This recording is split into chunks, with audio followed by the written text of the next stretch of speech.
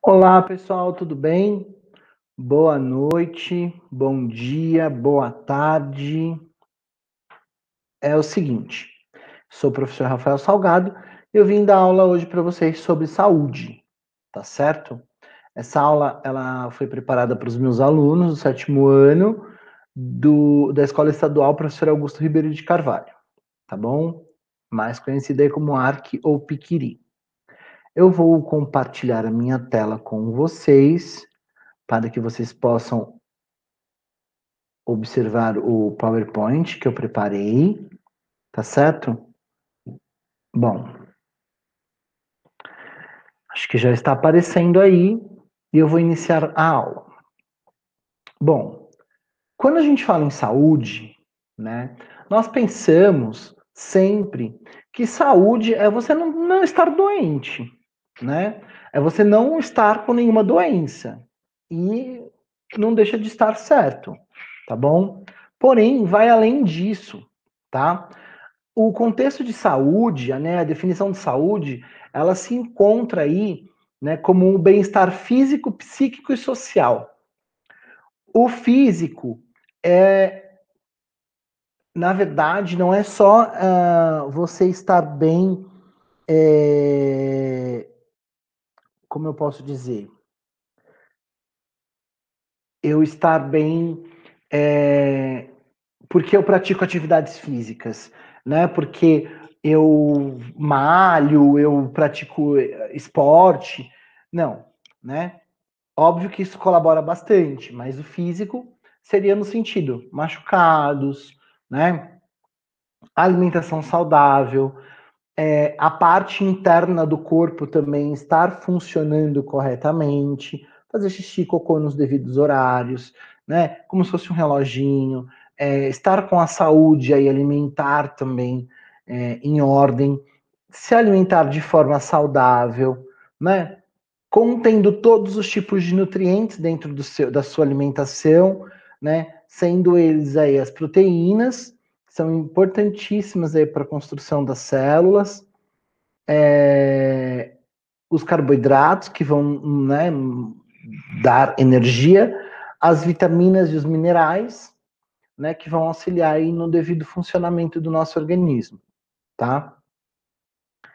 Além do físico que nós temos, né, que estar com ele em ordem, não digo físico no sentido de estar lá malhadão, né, com o corpo que a sociedade prega para nós estarmos, mas, né, que não sejamos sedentários e sempre pratiquemos algum tipo de atividade física, tá? Seja ela jogar uma bola, né, futebol, handball, vôlei, fazer uma caminhada, dar estrelinha, jogar capoeira, enfim, tá certo? Além disso, nós temos o bem-estar psíquico. E esse bem-estar psíquico, ele está relacionado com a mente, tá bom? Está relacionado com o psicológico, o mental. Ah, professor, mas gente louca? Não, gente, não tem nada a ver com loucura, tá bom? O bem-estar psíquico, ele tem a ver aí, né, com a sua sanidade mental, né? No momento em que nós estamos vivendo hoje, o mental é muito importante, né? É importante que nós consigamos estar em casa, né, nos protegendo da doença e que consigamos manter a nossa mente ocupada para que não fiquemos aí malucos e perdidos, né, e entediados e com depressão e começamos, né, a achar que nada está legal, né? Eu vou ver se eu consigo montar alguma coisa relacionada a essa parte mental, tá? Para a gente conversar um pouquinho num próximo vídeo, daqui duas aulas, para relacionar com isso tudo do mental para vocês, tá? Vou ver se eu convido uma amiga minha, que ela trabalha num CAPS, para a gente tentar fazer uma live com vocês sobre isso, tá certo? Só que aí eu acho que vai ter que ser um dia mais à noite ou um final de semana, tá bom? A gente combina certinho. E o social também, tá? Só que nesse contexto social aí de bem-estar, eu tô querendo falar para vocês de momentos de lazer, que, né, imagina que a gente não estejamos aí passando por esse momento de pandemia e que nós conseguíssemos ir ao parque, jogar futebol normalmente, bater uma peladinha com os amigos na rua, na quadra, dar uma caminhadinha ali pela Edgar Facó, né, dar uma corrida, sem precisar usar as máscaras, andar de bicicleta, enfim. O caso do social é esse contexto, é essa interação que nós temos, né, com o outro, tá bom? Então, a saúde, ela é definida como o bem-estar físico, corpo, psíquico, mente e social, né, que está envolvido aí com tudo isso, tá? Então a gente não pode esquecer que um depende do outro. Se um não está bem, os outros também não estarão, tá bom? Então, como que a gente tem um contexto aí, a definição de doença? Então, doença é qualquer alteração biológica do estado de saúde de um ser, tá? Tanto animal quanto um homem, manifestada por um conjunto de sintomas, perceptíveis ou não, enfermidade, mal ou moléstia. Então, qualquer alteração que aconteça dentro do corpo, né, é denominada uma doença, tá certo? Pode ela ser um conjunto aí de coisas acontecendo, tá? A gente pode conseguir enxergar isso ou não, certo? Pode ser sintomático quando a gente consegue enxergar e assintomático quando a gente não vê, né? Quando não aparecem sintomas claros e visíveis daquilo, tá bom? Com o passar, né, dos anos, o crescimento populacional, o mau planejamento urbano, as pessoas hoje em dia desenvolvem muito, muito, muito o estresse. E o estresse, né, quando não é só a pessoa estar irritada, gritando, mas, né, um, um acidente de trânsito, às vezes que acontece ali por uma falta de atenção, porque a pessoa acabou, né, de passar por algum momento dentro do trabalho, um dia muito conturbado, uma noite de sono mal dormida, né, um desentendimento familiar. Tudo isso pode ocasionar, né, o estresse. E o estresse é uma doença hoje urbana, tá? Não está aqui dentre as doenças que eu coloquei, mas eu venho falar para vocês que é uma doença que vem acometendo muitas pessoas, tá? Por conta da correria do dia a dia mesmo, tá? De não conseguir sentar, de não conseguir ter um convívio social, um convívio é, com pessoas que gostam, enfim, por conta de trabalho, ou então por conta de coisas, né, de dentro de casa que necessitam fazer. E o estresse, ele desencadeia algumas doenças, tá? Que estão aí descritas, que são as doenças chamadas de doenças urbanas. São elas, então, o câncer, o acidente vascular cerebral, que é conhecido como AVC, hipertensão, o infarto, gastrite e úlceras e a obesidade. O câncer é um nome aí que as doenças recebem, né? Que a doença recebe por quê? Acontece uma multiplicação desordenada de células dentro do organismo. O próprio corpo produz uma célula cancerígena e lança essa célula para dentro do organismo. Essa célula, às vezes, ela começa a fazer alguns caminhos com o sangue, né? E aí essa célula pode se espalhar para o corpo, ocasionando uma metástase, tá? O que acontece? Essas células, elas se multiplicam e vão se instalando em um determinado local ou órgão, tá?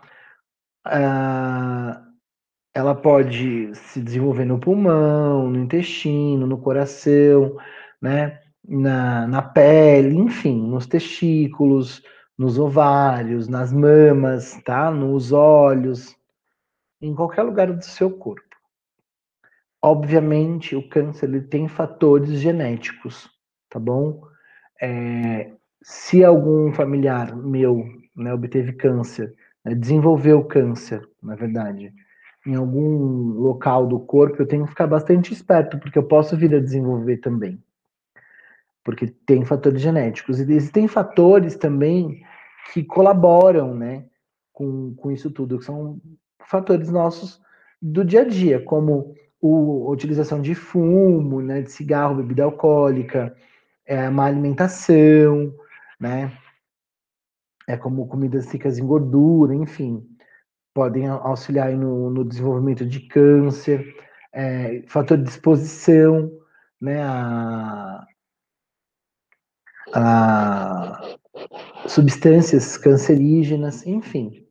Temos aí uma infinidade de coisas que podem vir a desenvolver o câncer nas pessoas, tá? Não é uma doença que passa de pessoa para pessoa, tá certo? Porém, tem seu fator genético. O acidente vascular cerebral, o AVC, são bloqueios que acontecem nos vasos na região cerebral. Isso pode acontecer também em qualquer parte do corpo, tá? Não necessariamente somente no cérebro. Pode acontecer aí na perna, né, nas artérias e veias de qualquer local do nosso corpo, né? Ou pelo o entupimento de alguma veia ou alguma artéria, ou pelo rompimento de alguma veia ou artéria, tá? Esse vaso ele pode ser obstruído ou rompido, tá certo? Existem alguns tipos aí, né, que é o AVC hemorrágico, né, que acontece sangramento de um local, né, pode ocorrer depois de alguns ferimentos, né, em caso de arritmia, pacientes hemofílicos, né, que acontece uma inflamação aí nos vasos sanguíneos causados por infecções. E aí a gente tem o AVC isquêmico, desculpa, que pode ocorrer devido à formação de alguns coágulos nas artérias, tá?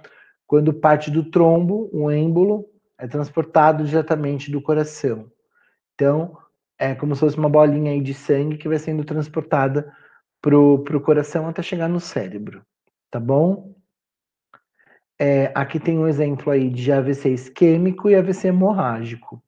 O hemorrágico ele estoura e o sanguinho sai. Acho que dá para perceber aqui a setinha, ó, rompendo, e aí fica uma região aí mostrando o sangue escorrendo.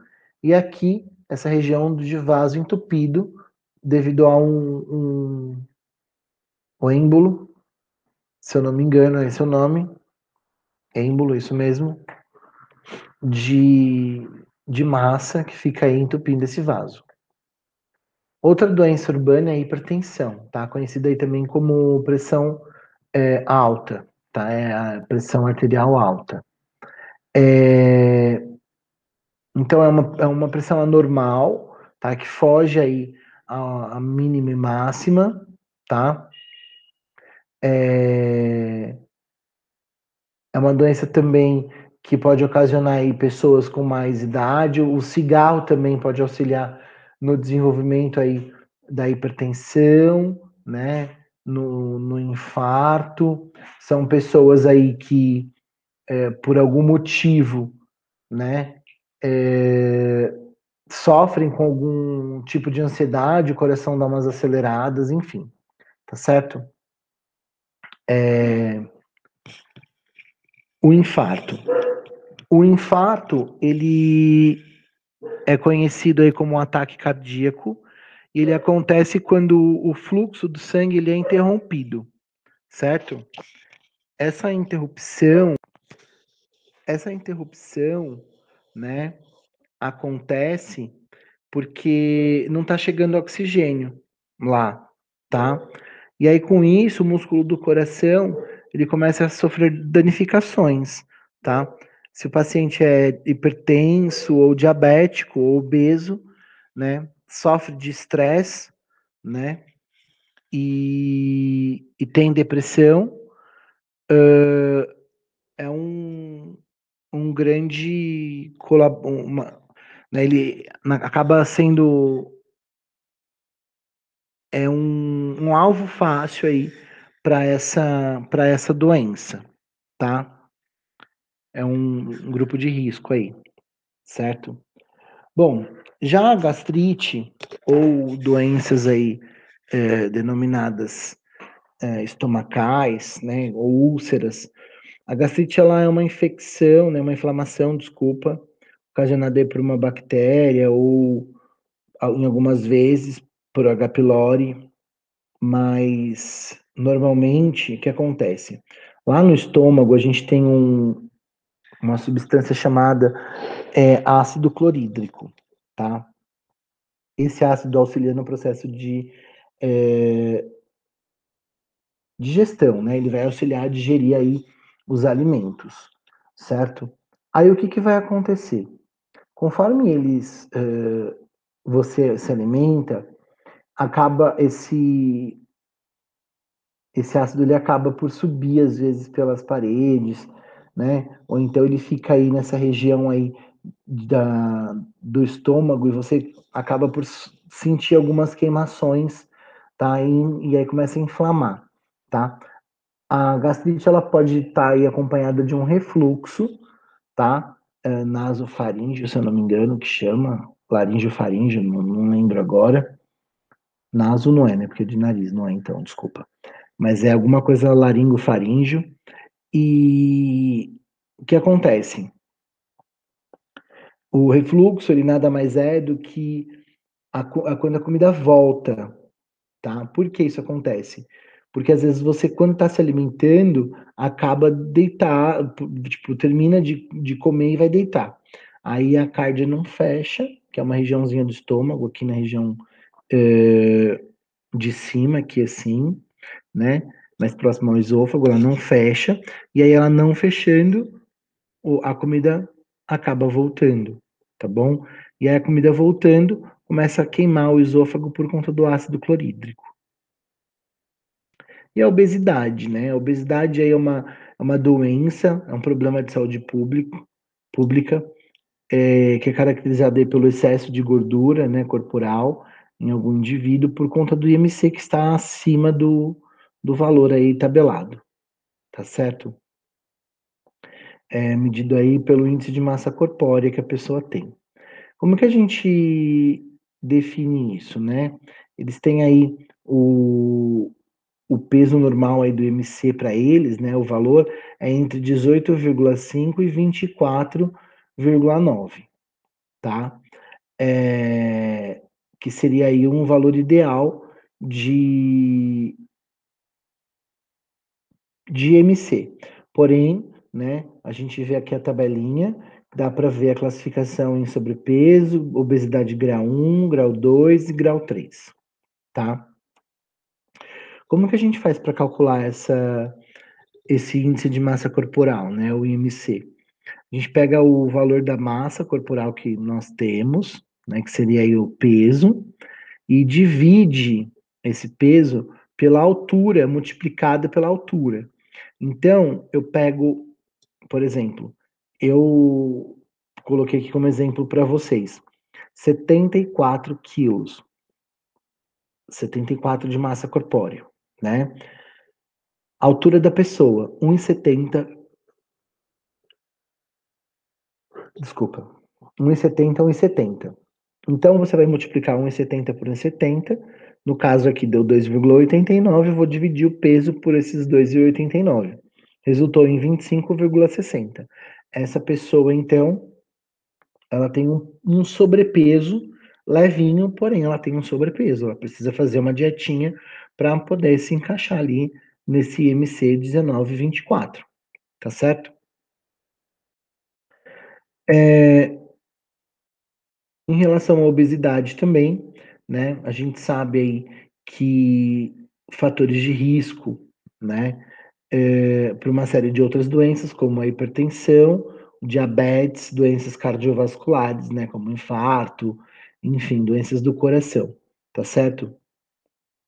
Bom, é, o diabetes também é uma doença que a gente sabe que é uma deficiência de produção de insulina, em alguns casos, né? A pessoa precisa receber essa insulina para poder quebrar aí os açúcares que ela acaba por ingerir, tá certo? As doenças emergentes e reemergentes.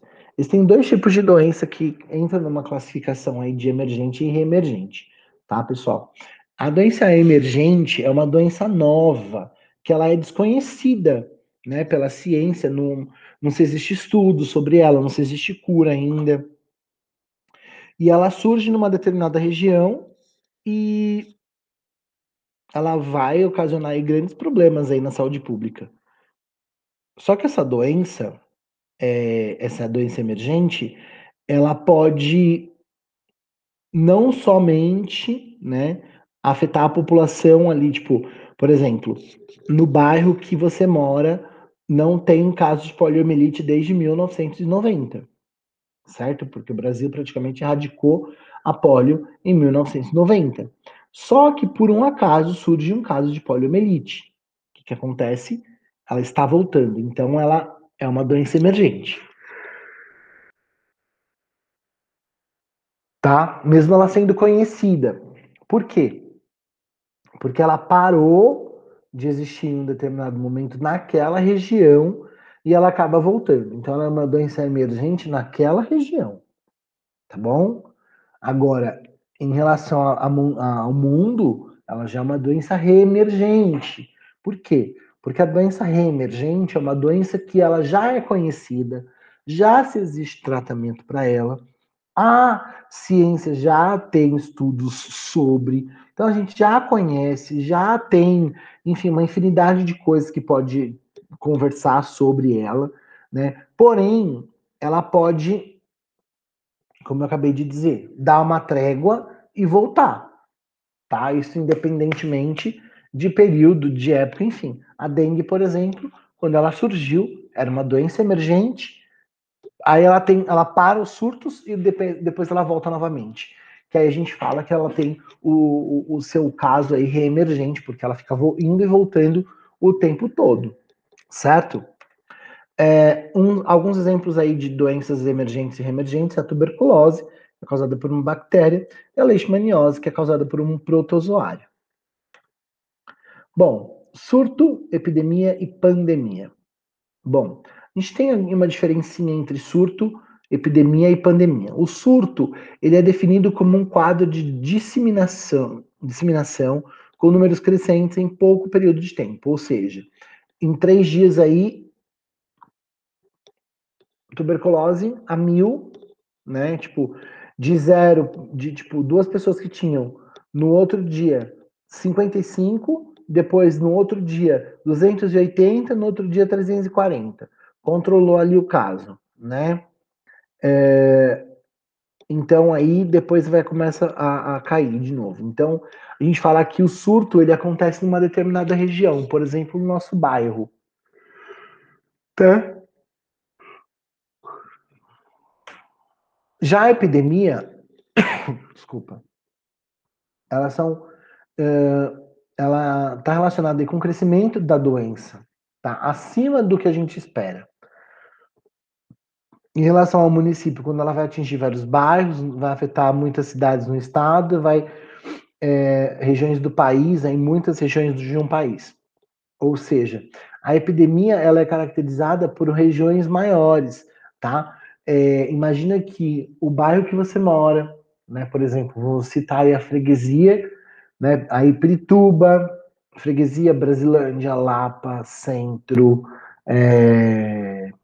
Vila Jaguara, onde mais ali? Butantã, Pompeia, Perdizes. Começa aí tudo esse crescimento, né, dos municípios para virar um caso de epidemia estadual. Quando se existe o controle, dá um tempo aí na epidemia, desculpa.